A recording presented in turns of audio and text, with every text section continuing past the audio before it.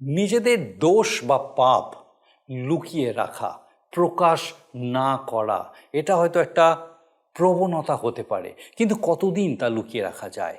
বা এই যখন এই দোষ ত্রুটি বা পাপকে আমরা লুকিয়ে রাখার চেষ্টা করি, কীরকম মানসিক যন্ত্রণার মধ্যে দিয়ে যেতে হয় তা খুব সহজ হয় না। আবার এর প্রতিক্রিয়া বিভিন্নভাবে আমাদের জীবনের মধ্যে দিয়ে বেরিয়ে আসতে পারে। দোষ লুকিয়ে রাখা অথবা তা স্বীকার করে নেওয়া, কোনটা ঠিক, কোনটা করা উচিত, কোনটা জীবনে শান্তি নিয়ে আসে?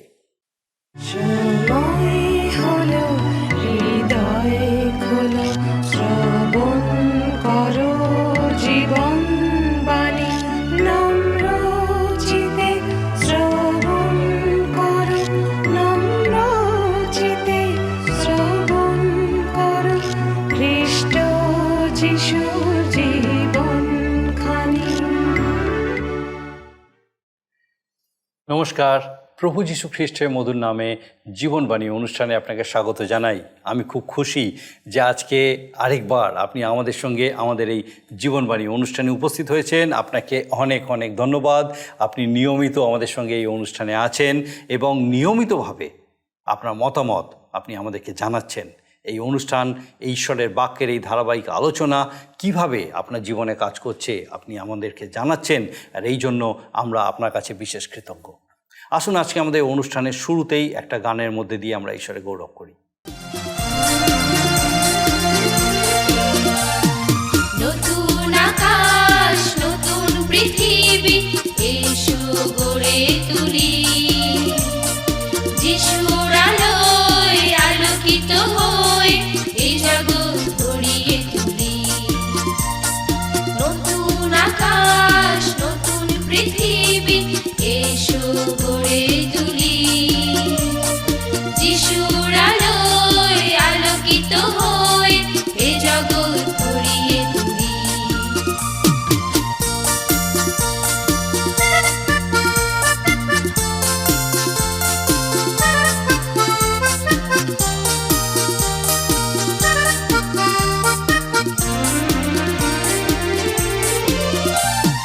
তোমরা দীপ্তি জগতে, যিশু করেন আমাদের। তোমরা দীপ্তি জগতে, যিশু করেন আমাদের। পর্বতের উপরে নির্মিত নগরের মতো, দীপাধারের উপরে প্রদীপ রাখার মতো। পর্বতের উপরে নির্মিত নগরের মতো, দীপাধারের উপরে প্রদীপ রাখার মতো। নতুন আকাশ, নতুন পৃথিবী, এসো গড়ে তুলি। যিশুর আলোয় আলোকিত হয়ে এ জগৎ গড়িয়ে তুলি। আমাদের গত অনুষ্ঠানে আমরা দেখেছি দাউদ জোনাথনের সঙ্গে বন্ধুত্বের প্রতিজ্ঞা স্মরণ করে মফিবশতকে রাজবাড়িতে নিয়ে এলেন এবং তার মেজের সঙ্গী করে নিলেন। দাউদের জীবনের উত্থান দেখেছি, ঈশ্বর তাকে আশীর্বাদ করে সব কিছু দিয়েছেন। একসময় তিনি একজন রাখাল ছিলেন, গুহাবাসী, পালিয়ে বেড়াচ্ছেন প্রাণ বাঁচানোর জন্য। যুদ্ধ করেছেন, জয়ী হয়েছেন, রাজা হয়ে জেরুসালেমের রাজধানী স্থাপন করেছেন, রাজ্য বৃদ্ধি করেছেন। সবই উত্তম বিষয়, কিন্তু আজকে দেখব দাউদের জীবনের একটা অন্ধকার দিক, তার পাপ। যে সময় তার যুদ্ধক্ষেত্রে থাকার কথা, সেই সময় তিনি রাজবাড়ির ছাদে ঘুরছেন। যোয়াব দক্ষ যোদ্ধা, হয়তো তিনি সেই জন্যই তার উপরে যুদ্ধের ভার অর্পণ করেছিলেন, কিংবা হতে পারে এতকাল তিনি অনেক যুদ্ধের মধ্যে দিয়ে গেছেন, এখন তার বিশ্রামের প্রয়োজন। সে যে কারণেই হোক, দাউদ কিন্তু পাপে পতিত হলেন। এটি তার জীবনের এক অন্ধকারময় দিক। কেউ হয়তো জানল না তার হৃদয়ের অবস্থা, কিন্তু ঈশ্বর সবই দেখেন। তার নিকটস্থ কিছু মানুষ জেনেছিলেন ঠিকই, তবে তারা রাজার বিরুদ্ধে কোনো কথা উচ্চারণ করতে পারেননি। লোকচক্ষুর আড়ালে তার কৃত পাপ অবশ্য প্রকাশ পেয়েছিল। যোদ্ধা উরিয়ের স্ত্রীর সঙ্গে তিনি যে ব্যবহার করেছিলেন এবং উরিয়কে যেভাবে হত্যার উপায় তিনি অবলম্বন করেন, এটা ঈশ্বরের দৃষ্টিতে লুকানো যায়নি, সম্ভব ছিল না। তিনি শাস্তি পেয়েছিলেন। ঈশ্বর আমাদের পাপের শাস্তি অবশ্যই দেন। পাপ আমাদের জীবনকে ঢেকে ফেলে। স্বীকারোক্তি, অনুশোচনা পাপ থেকে চেতনা লাভ করে ফিরে আসতে সহায়তা করে। দাউদ বুঝেছিলেন তার পাপ, তাই তিনি তা স্বীকার করেছিলেন। আজ আমরা এই সকল বিষয় বিস্তারিতভাবে দেখব দাউদের পাপ করার পর তার হৃদয়ের অবস্থা কীরকম হয়েছিল। আসুন আমরা আমাদের বিস্তারিত আলোচনায় প্রবেশ করি। প্রিয় বন্ধু, আমি আপনাদের কাছে বাইবেলের পুরাতন নিয়মে 2 শমূয়েল তার 8, 9 এবং 10 অধ্যায় গত অনুষ্ঠানে আলোচনা করেছি। আজকের 11 অধ্যায় যে বিষয় নিয়ে আলোচনা করব তা হলো দাউদের মহাপাপ। এতদিন আমরা দাউদের জীবনের অতি আনন্দের দিনগুলি দেখেছি। এখন আমরা দাউদের জীবনের দ্বিতীয় ভাগ দেখতে চলেছি। আর এই দ্বিতীয় ভাগটি শেষ ভাগ। এই সঙ্গে মানুষের জীবনের দুঃখ, কষ্ট, বিপদ, বিড়ম্বনার দিনগুলো দেখতে পাব এবং এসবের মূল কারণ দাউদের মহাপাপ ও তার সাজা। তবে কথা ভাববেন না যে ঈশ্বর দাউদের রাজ্য কেড়ে নিলেন। না, তিনি নিজেই এক প্রিয় পুত্রকে রাজমুকুট দিয়ে পরিণত বয়সে বিশ্রাম লোকে সংগৃহীত হয়েছিলেন। দাউদের সারা জীবনে একটা পাপ কিভাবে বুঝাতে পারি? 1 বাটি সাদা মালাইয়ের উপরে একটা সরষে দানা যেমন স্পষ্ট হয়ে ওঠে, ঠিক তেমনি দাউদ ছিলেন ঈশ্বরের মনের মতো মানুষ। আমি বলবো শেষ পর্যন্ত মনের মানুষই ছিলেন, কেননা যখন তিনি পাপ করেছেন তখন স্বীকার করেছেন, অনুতাপ করেছেন, অনুতপ্ত হয়েছেন। সেই সম্বন্ধে আমরা দেখব একটু পরেই। আর আমরা দেখি যে ক্ষমা ভিক্ষা চেয়েছেন, ক্ষমা তিনি পেয়েছেন। তথাপি ঈশ্বর যখন পাপের সাজা দিয়েছেন, কোনো প্রতিবাদ, কোনো প্রকার বচসা না করে মাথা পেতে তার সাজা গ্রহণ করেছেন। তারপর আবার ঈশ্বরের প্রশংসা, ধন্যবাদ করেছেন। বিভিন্ন ঋতুতে যেমন বিভিন্ন খেলা, যথা ফুটবল, হকি, ক্রিকেট, শিকার, জলক্রীড়া ইত্যাদি হয়, পুরাকালে রাজারা বিশেষ ঋতুতে দেশ জয় করতে বার হতেন। আর সাধারণত বসন্তকালে যুদ্ধযাত্রা করতেন। তখন যুদ্ধ একটা খেলা ছিল। 2 শমূয়েল তার 2 অধ্যায় 14 পদে দেখি, তখনকার কালেও যুদ্ধ খেলা হয়, তবে এগুলো নকল যুদ্ধ, যেমন বক্সিং, কুস্তি, তরোয়াল খেলা, তীরন্দাজি, পশুর সাথে লড়াই ইত্যাদি। 2 শমূয়েল তার 11 অধ্যায় আমরা আজকের আলোচনার বিষয়বস্তু দেখব। এবং যদি আপনার সামনে বাইবেল আছে তাহলে নিশ্চয়ই করে আমার সঙ্গে খুলবেন। 2 শমূয়েল তার 11 অধ্যায় 1 পদে লেখা আছে, পরে বৎসর ফিরিয়া আসিলে রাজবর্গের যুদ্ধে গমন সময় দাউদ যোয়াবকে তাঁর সহিত আপন দাসদিগকে সমস্ত ইসরায়েলকে পাঠাইলেন। তাহারা গিয়া অম্মন সন্তানদিগকে সংহার করিয়া রব্বা নগর অবরোধ করিল, কিন্তু দাউদ জেরুজালেমে থাকিলেন। আগে যেমন বলেছি যে বৎসর আরম্ভে দাউদ তাঁর প্রধান সেনাপতি যোয়াবকে ও সেই সঙ্গে বাছাই করা বীর যোদ্ধাদের পাঠালেন অম্মন সন্তানদের আক্রমণ করে শাস্তি প্রদান করতে। আপনাদের নিশ্চয়ই মনে আছে, অম্মন সন্তানেরা অরামীয়দের ভাড়া করে একযোগে ইসরায়েলকে ধ্বংস করার পরিকল্পনা নিয়েছিল এবং শেষ পর্যন্ত অরামীয়রা যোয়াবকে দেখে যুদ্ধক্ষেত্র থেকে পালালো। আর তাই দেখে অম্মনীয়রা ছুটে গিয়ে তাদের সুরক্ষিত নগর রব্বায় প্রবেশ করেছিল। দাউদ নিজে গেলেন না, কিন্তু যোয়াব সৈন্য নিয়ে গিয়ে রব্বা অবরোধ করলেন।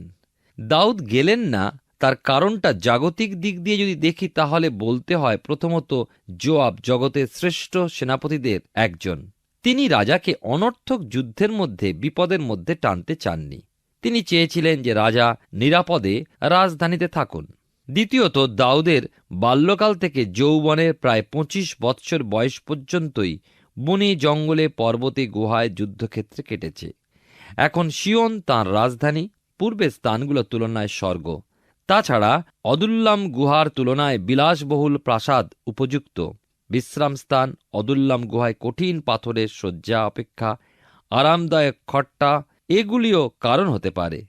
যাই হোক, রব্বা অবরুদ্ধ, সুতরাং সেখানে যুদ্ধ চলছিল সেই সময়।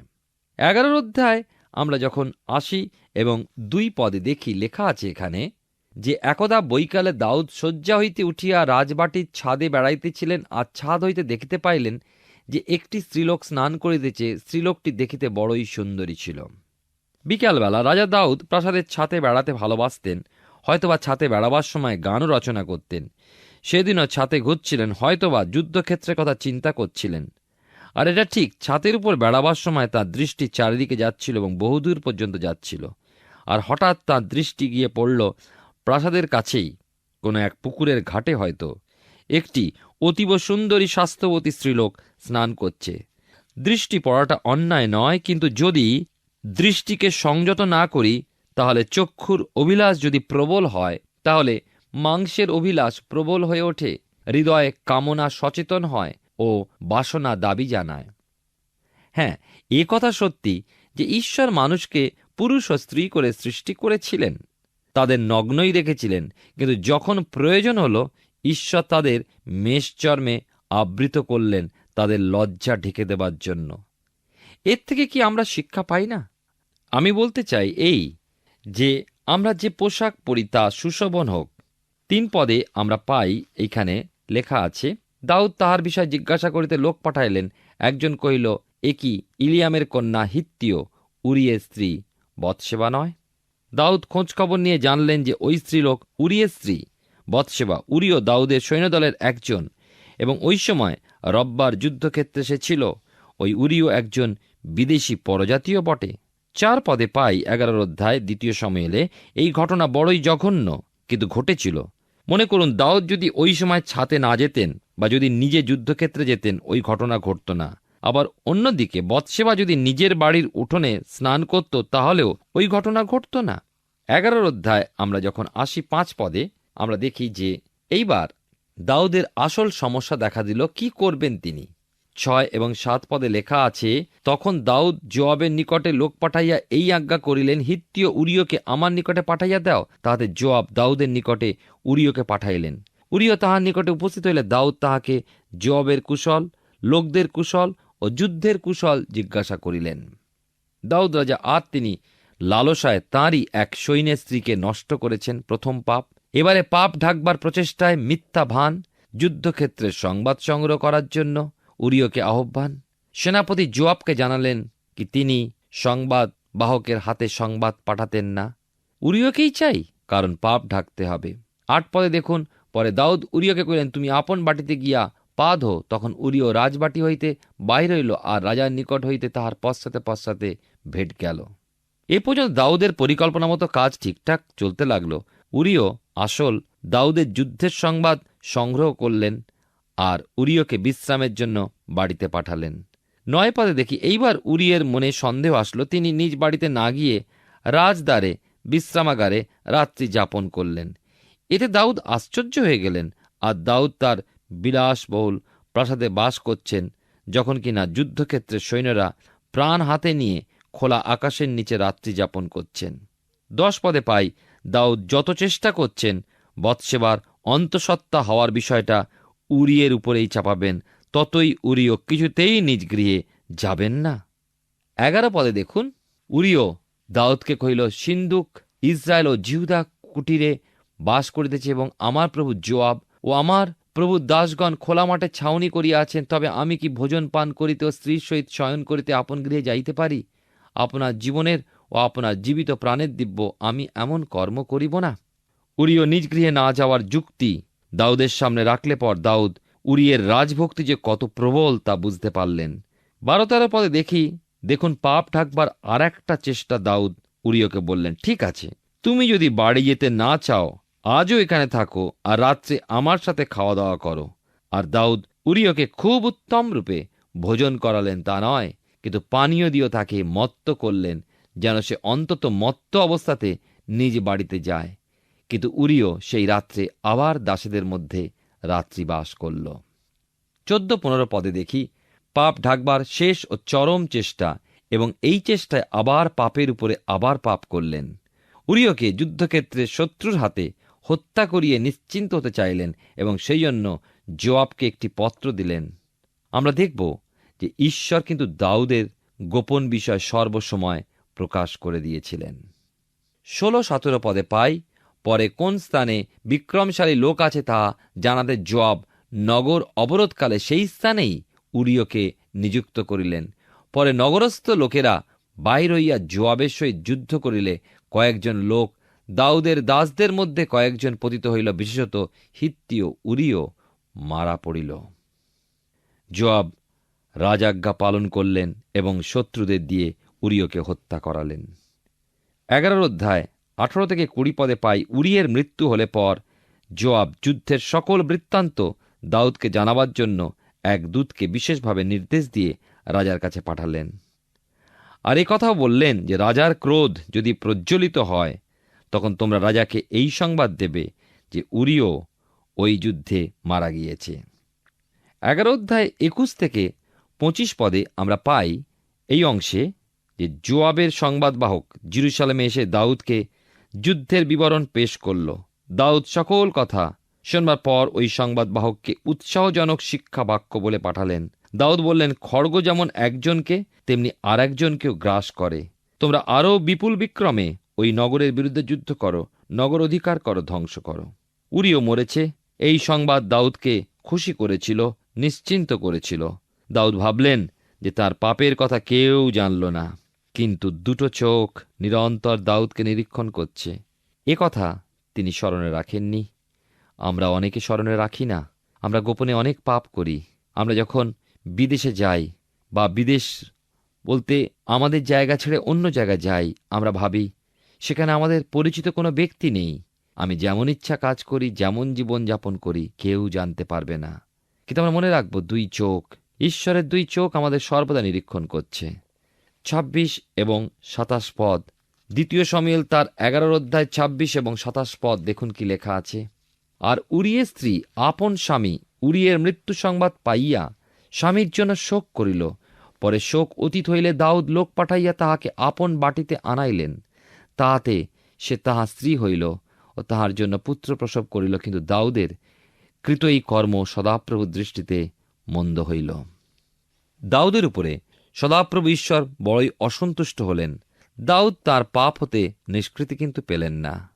তার জীবনের এই পর্যন্ত দাউদ জয় দেখেছেন। আনন্দে, উত্তেজনায়, উৎসাহে সর্বদাই হৃদয় তার ভরে গিয়েছে। কিন্তু এইবার শুরু হল জীবনের নানা বিপর্যয়। জীবনের শেষ দিন পর্যন্ত নানা ঝঞ্ঝাট তাকে জড়িয়ে রেখেছিল। মানুষের চোখে পাপ ঢাকা দেওয়া যায়। মানুষের কাছে একজন অতি সাধু সাজতে পারে মানুষ, কিন্তু ঈশ্বর সর্বজ্ঞ, সর্বদর্শী ও সর্বব্যাপী।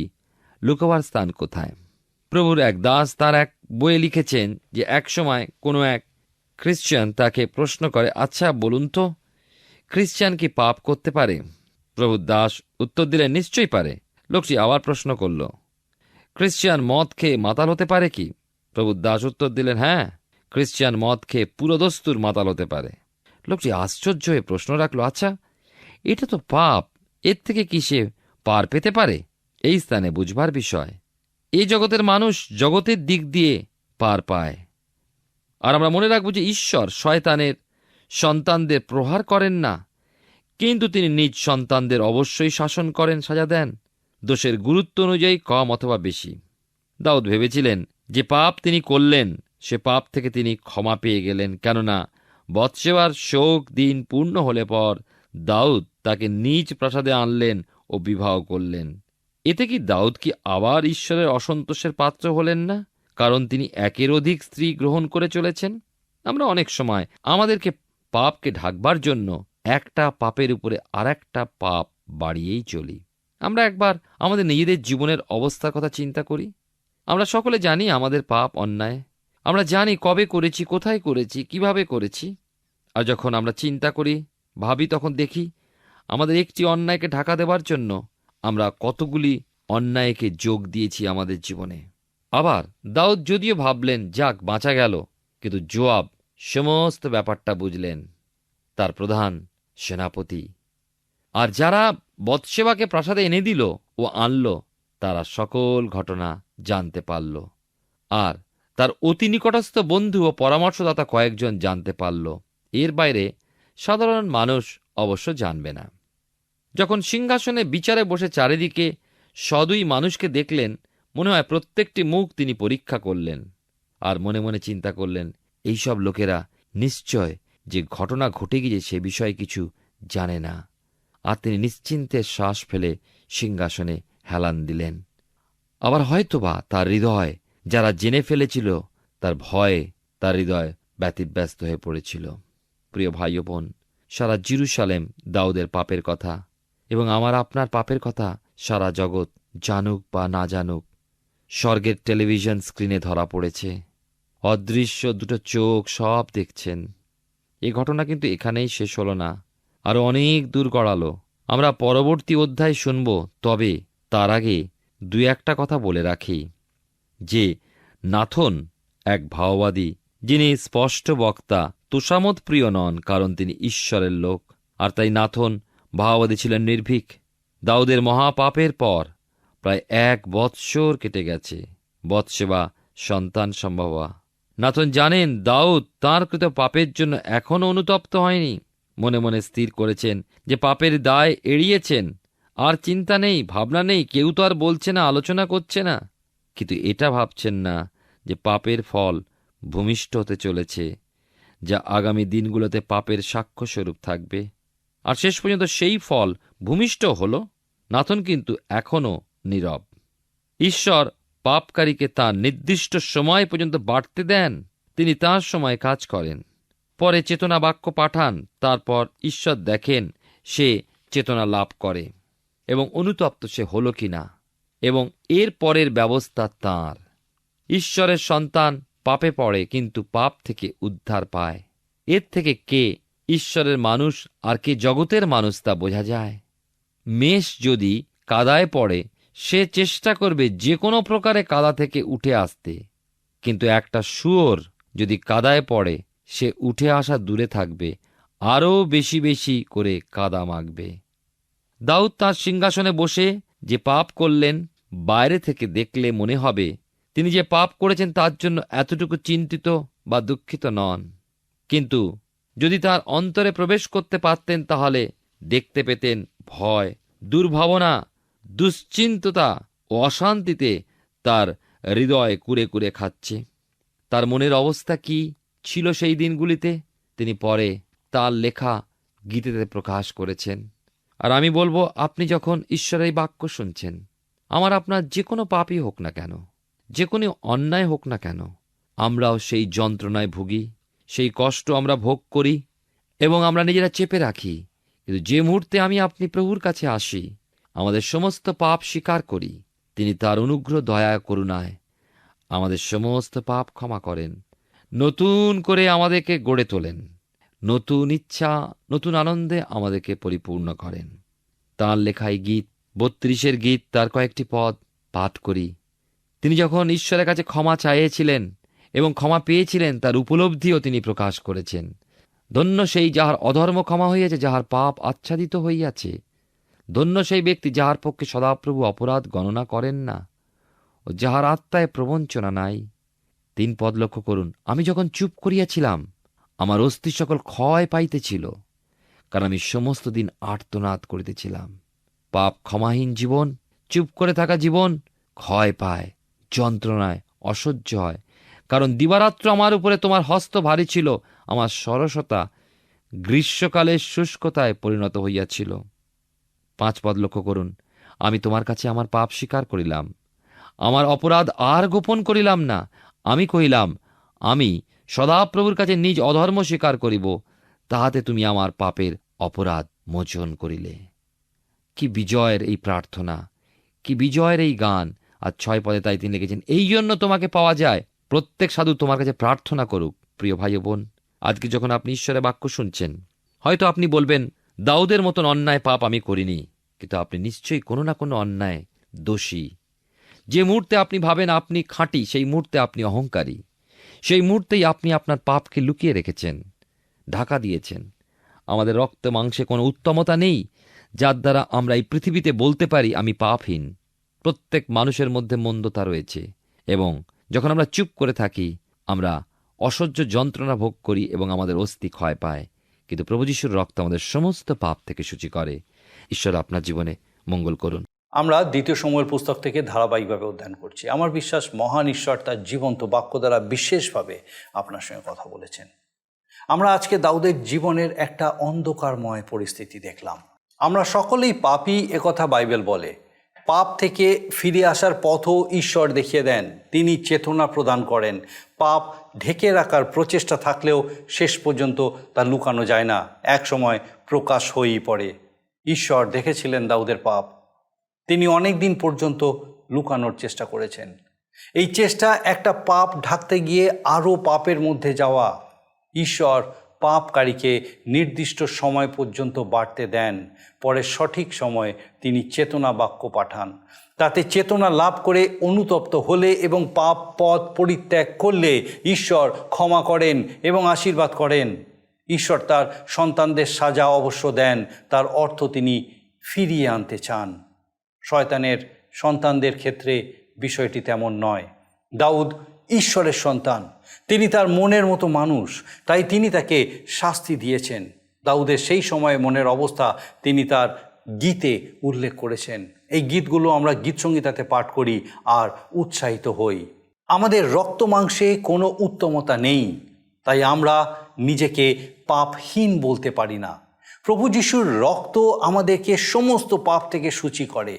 আমাদের আগামী অনুষ্ঠানে আমরা আলোচনা করব নাথান দাউদের কাছে তার পাপ প্রকাশ করলেন এবং দাউদ তা স্বীকার করলেন। আসুন এই সময় আমি প্রার্থনায় যাব, আর আমি চাইব আপনি আমার সঙ্গে প্রার্থনায় যোগ দিন। আসুন প্রার্থনা করি। মঙ্গলময় স্বর্গীয় পিতা প্রভু, তোমার ধন্যবাদ, তোমার স্তুতি করি, তোমার গৌরব করি। তোমার জীবন্ত বাক্য আমাদেরকে কিভাবে সচেতন করে। ধন্যবাদ স্বর্গীয় পিতা, আজকে আরেকটি বার আমাদের সেই প্রত্যেক দর্শক বন্ধুর সঙ্গে তোমার জীবন্ত বাক্য দ্বারা তুমি কথা বলেছ। তোমার এই সচেতনতা, তোমার এই চেতনা পিতা প্রত্যেককে আরেকবার লাভ করতে সাহায্য করেছো, যে কিভাবে তুমি সেই প্রত্যেক জীবনের দিকে লক্ষ্য রাখছো। প্রভু, প্রার্থনা করি আমাদের সেই প্রত্যেক দর্শক বন্ধু, পরিবার, পরিজন, তাদের পিতাগো, তাদের সেই প্রত্যেকের মধ্যে পিতাগো যদি কোনো অবিশ্বাস থেকে থাকে, কোনো রকম লুকানো পাপ থেকে থাকে, প্রভু প্রার্থনা করি সেই প্রত্যেককে সেই পাপ পিতা তোমার কাছে স্বীকার করতে সাহায্য করো, যেন তোমার সেই স্বর্গীয় শান্তি, তোমার স্বর্গীয় ক্ষমার অংশ তারা হতে পারে স্বর্গীয় পিতা, এবং সেই পাপ যেন সে জীবন থেকে, সে পরিবার থেকে দূর হয় স্বর্গীয় পিতা। আশীর্বাদ করো। অবিশ্বস্ততা পিতাগো দূর করো, তোমার পবিত্র পরাক্রমে সেই প্রত্যেকের মধ্যে পিতাগো বিশ্বস্ততা নিয়ে এসে একে অন্যের প্রতি বিশ্বস্ত থাকা এবং একসঙ্গে তোমার প্রতি বিশ্বস্ত থাকা। প্রভু তুমি কৃপা করো। আমাদের প্রত্যেক দর্শক বন্ধু, তাদের পরিবার, পরিজন প্রত্যেককে তোমার এই পবিত্র আত্মার পরাক্রমে সুস্থির রাখো পিতাগো, তোমার আশীর্বাদে পূর্ণ রাখো, সুরক্ষিত রাখো, সুস্থ রাখো। তোমার যিশু নামে ভিক্ষা দয়া করে শ্রবণ ও গ্রহণ করো। আমেন। মহান ঈশ্বর তার জীবন্ত বাক্য দ্বারা আমাদেরকে চেতনা দেন।